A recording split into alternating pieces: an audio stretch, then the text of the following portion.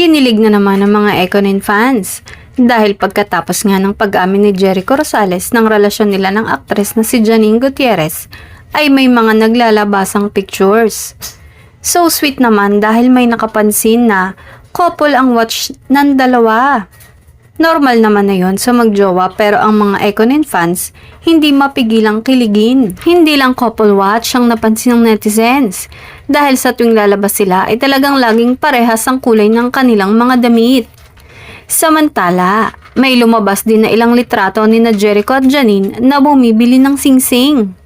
Yes, ring at hindi lang basta singsing dahil mukha itong engagement ring. Same brand lang din ng relo ang shop na pinagbilhan ng singsing. Malamang matagal na yung picture na yon dahil suot na nila ang relo parehas sa burol ng lola ni Janine na si Miss Pilita. Nakakakilig naman talaga ang dalawang to kung engaged na nga sila. Pero ang tanong ulit ng netizens, engaged pa lang ba? Maingay na din kasi ang balitang galing sa isang malapit na tao sa kanila na parang mag-asawa na ang dalawa.